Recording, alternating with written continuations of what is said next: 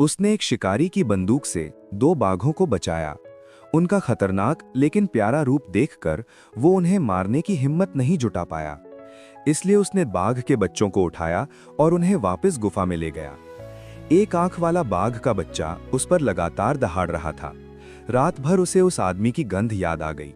वो एक शिकारी था।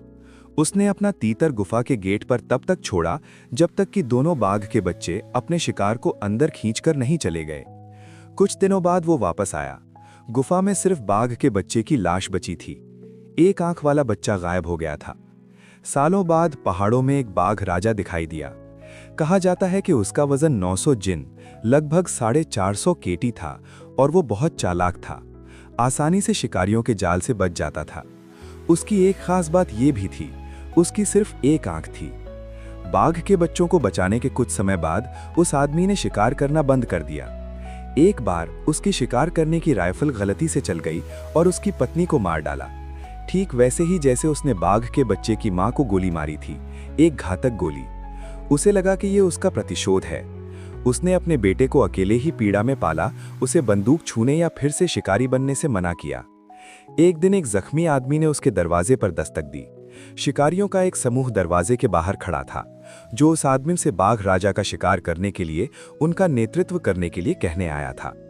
अपने विशाल आकार के कारण इस बाघ ने कमांडर वोजुन की नज़र को आकर्षित किया था, जिन्होंने इसकी खाल के लिए $1 मिलियन का इनाम रखा था। बूढ़े आदमी ने एक बार फिर मना कर दिया था। सभी के जाने के बाद बूढ़े आदमी ने पाया कि उसका बेटा गायब है। उसका बेटा अब उसकी शिकार की राइफल पकड़े हुए शिकारियों के साथ मिल रहा था। वो इनाम के लिए बाघ राजा का शिकार करना चाहता था। अब वो अनिश्चितता का जीवन नहीं जीना चाहता था। दूसरे ग्रुप ने ढोल और घंटियां बजाते हुए बाघ को पहले से तय रास्ते पर भगाया। अचानक शिकारी कुत्तों ने हिलने से मना कर दिया और जंगल में दम घुटने वाला दबाव भर गया। अगले ही पल एक चट्टान के पीछे से एक बड़ा बाघ निकला। उसने अपने आसपास देखा और दहाड़ और कई गोलियों की आवाज के साथ भीड़ घबराकर तितर-बितर हो गई। उन्हें उम्मीद नहीं थी कि ये बाघ उसे भगा रहे ग्रुप को रोकने की हिम्मत करेगा। टाइगर किंग बहुत तेज था। गोलियां उसकी परछाई तक नहीं पकड़ पा रही थीं और उसने उन्हें एक एक करके मार डाला। एक एक करके खून तेजी से पूरे जंगल में फैल गया। आदमी का बेटा डरा हुआ और बेबस कांपते हुए एक पेड़ के तने से टिका हुआ था। एक सिर वाला बाघ उसके पास से गुजरा।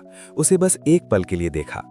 बाघ ने बच्चे को आदमी के बेटे के रूप में पहचान लिया, लेकिन अगले ही पल हादसा हो गया। एक ऑफिसर ने बच्चे की तरफ अपनी बंदूक उठाई और लड़के ने बाघ को मुड़ते देखकर डर के मारे ट्रिगर दबा दिया। आधी रात को भेड़ियों का एक झुंड दिखाई दिया। उन्होंने लड़के की बॉडी को घसीटा।